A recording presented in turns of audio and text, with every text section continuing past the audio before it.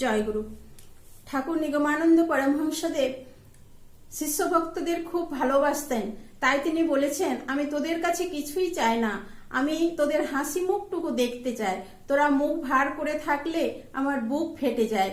তোরা প্রত্যেকেই যদি বাজে জিনিস দিয়ে হৃদয়টা পুড়ে রাখিস, তাহলে আমি বসবো কোথায়?